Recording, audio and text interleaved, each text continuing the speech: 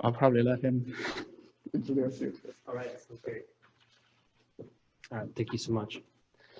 So thank you to organizers for setting this up. It's a pleasure to talk to you today.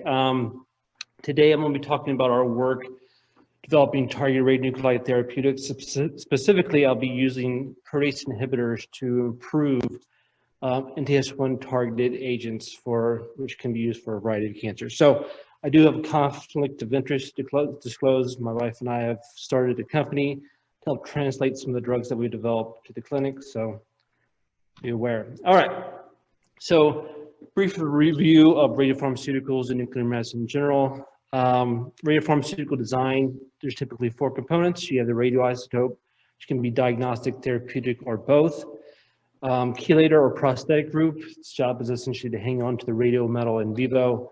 You have a linker that connects the chelation system, prosthetic group, to your carrier. And as far as your carrier, it's going to be a targeting vector that targets some unique identifier for your tumor, whether it be on the tumor cell, such as a receptor, or it's in the tumor microenvironment. So these targeting vectors or carriers can be based upon low molecular weight agents, such as small molecules and peptides, and I'll be talking about small molecules today. But they can also be high molecular weight carriers, such as antibodies, which are probably the predominant, but they also can be polymeric systems as well, and other type of higher molecular weight constructs.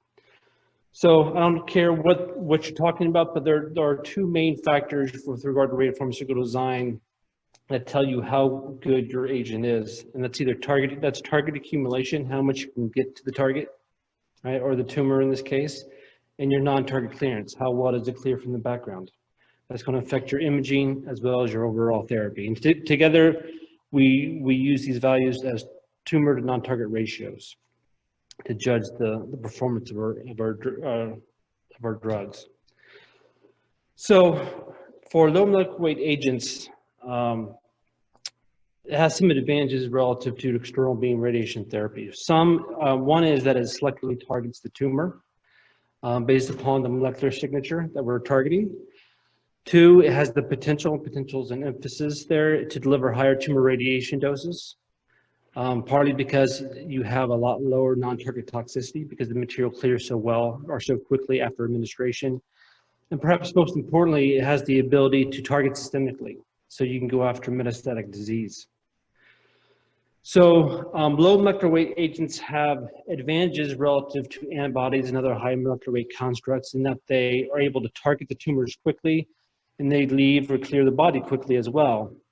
However, one of the detriments of low molecular weight radiotherapeutics has always been the residence time within the tumor. Because these low molecular weight agents have high metabolism, high diffusion characteristics, the residence time in the tumor can be relatively short. And with a low residence time ultimately results in a low radiation dose delivery, which obviously is going to impact therapeutic efficacy. And so this has been a hurdle for the development of low molecular weight radiotherapeutics for the clinic. And this is the clinical problem that we are trying to address.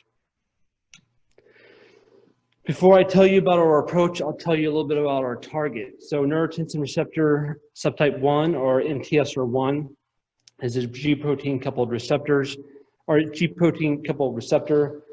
It's expressed on a variety of cancers. Pancreatic, colorectal, and prostate are probably the ones we're most interested in our laboratory. Upregulation of NTSR1 begins in the early phases of cancer and progresses or increases as the cancer progresses.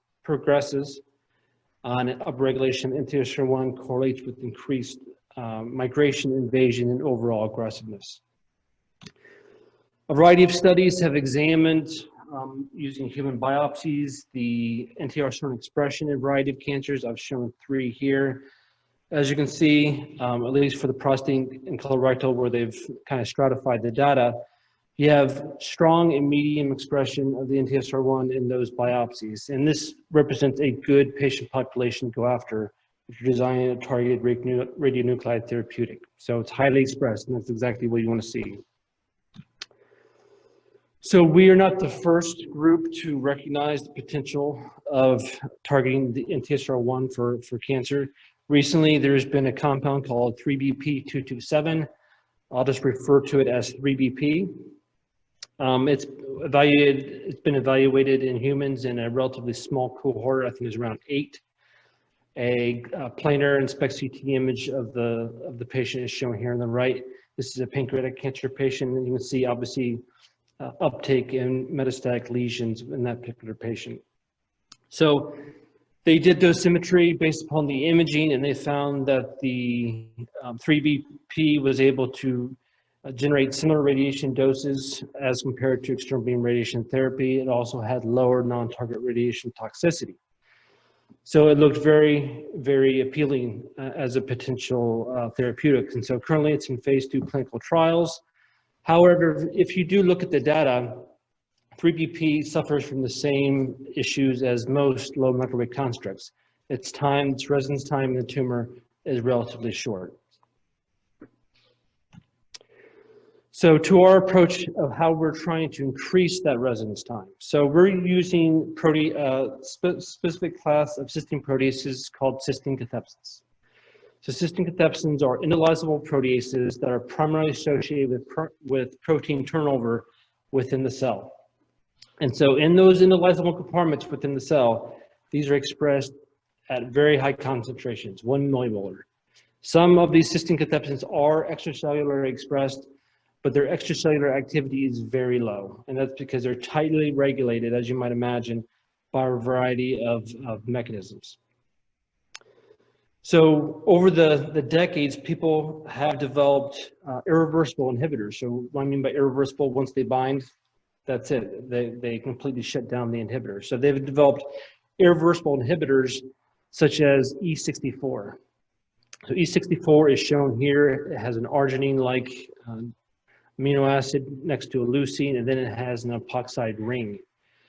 And so what happens is this E64 is able to bind to this binding pocket, and then the catalytic cysteine or thiol is able to open up that ring and form a carbon-sulfur bond. And once that happens, that's a permanent bond, and it's not going to become undone, so it's irreversible. So you essentially form what's called an adduct. The inhibitor binds irreversibly to the cysteine protease.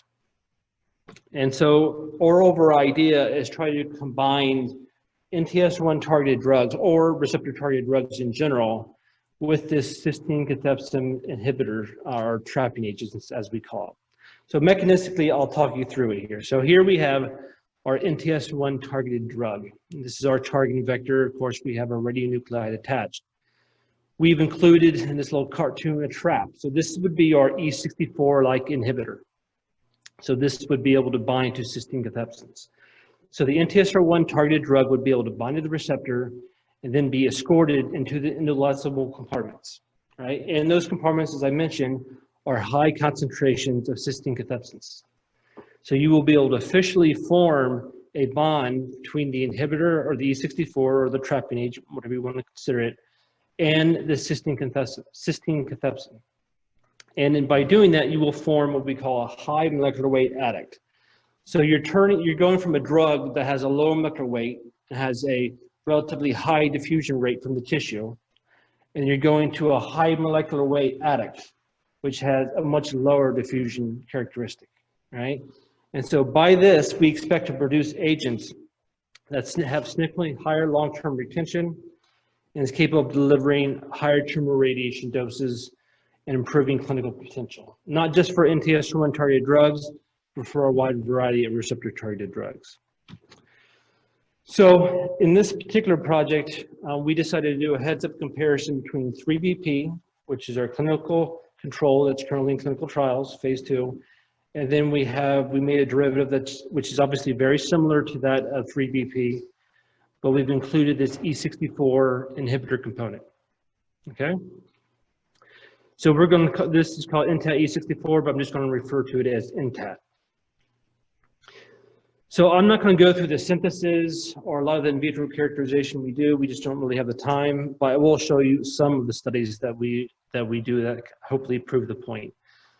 So the NTAT is T and the 3BP is our control C. And so if you incubate NTAT with cathepsin B, which is a cysteine cathepsin, it's our model cysteine cathepsin, So if you incubate it with cathepsin B, you see that you form an adduct, right?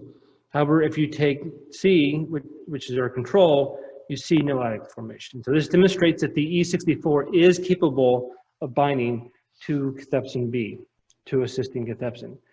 We did the same thing with live cells. We incubated our compounds with live cells, and we see adduct formation in those live cells when we take a look at the cell lysates.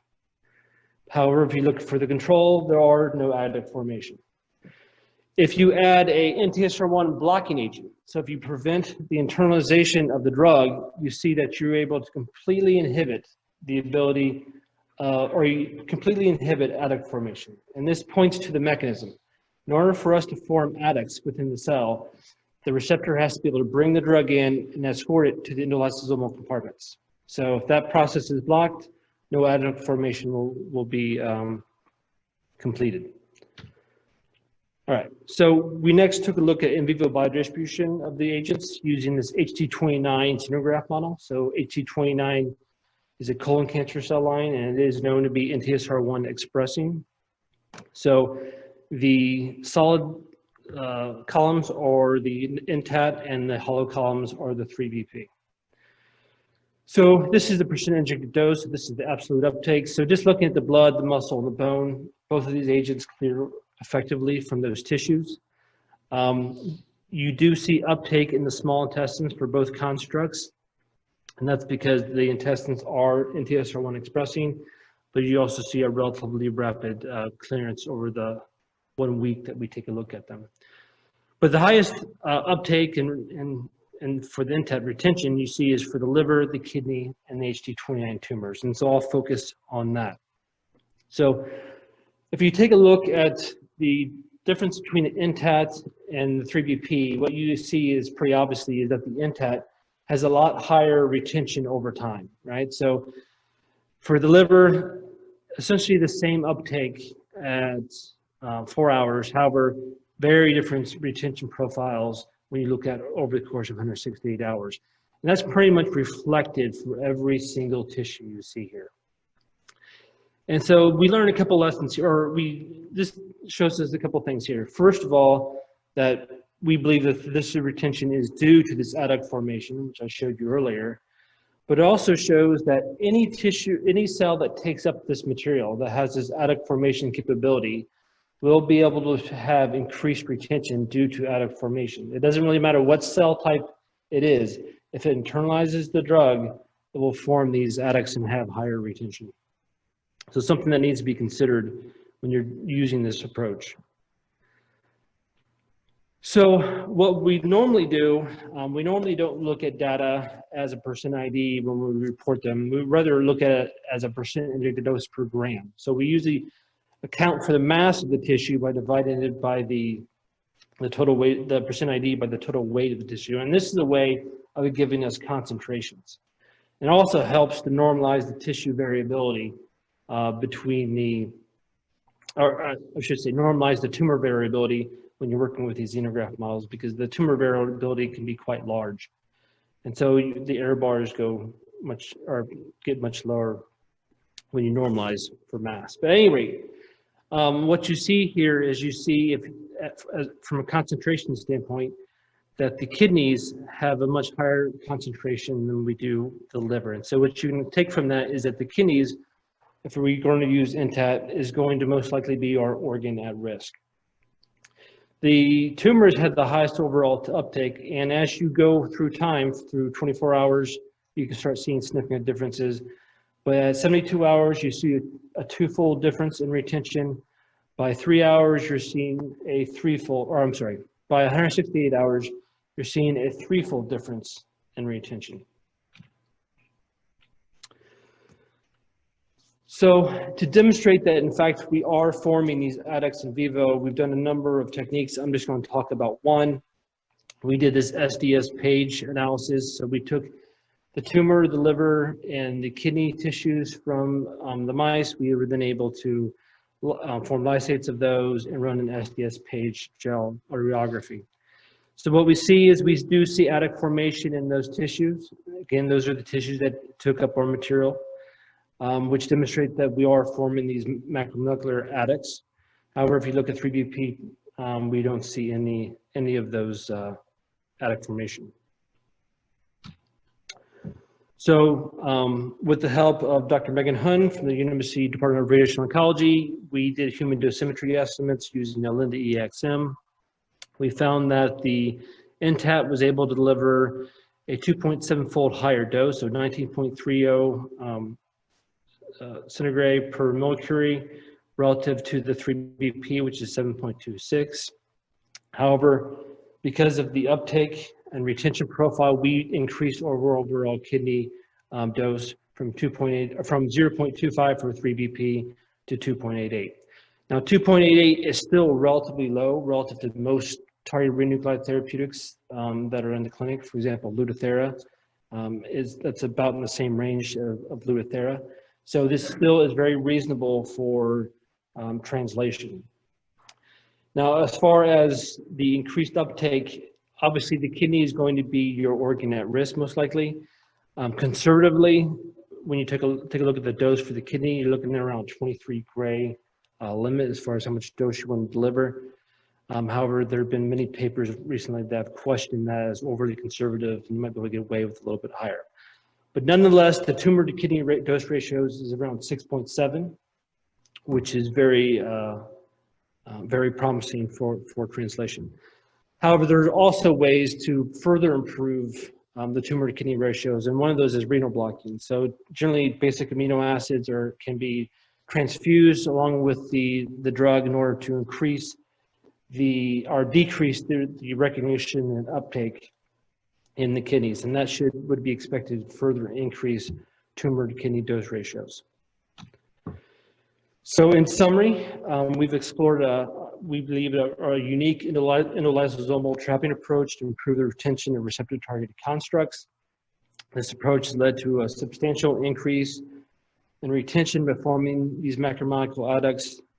We've actually applied this technique to a variety of receptor targeted drug systems. It's worked in all of them. So we think this has a lot of potential to be applied to the entire field of receptor targeted design. As far as NTAD E64 goes, it appears to be a very promising targeted radionuclide therapeutic. We're currently doing therapy studies right now. If successful, we aim to do necessary studies to obtain an exploratory IND to confirm the pharmacokinetics of the agents in humans. Of course, I'd like to acknowledge my group. Dr. Wei Fan, Dr. Wenting Zhang were the postdocs who did the great majority of this work. Of course, Dr. Megan Hun from UNMC Radiation Oncology for the human dosimetry studies, and of course, the funding and support. Thank you so much.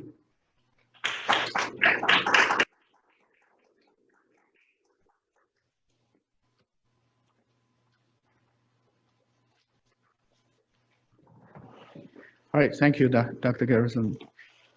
Okay, I'd like to introduce the next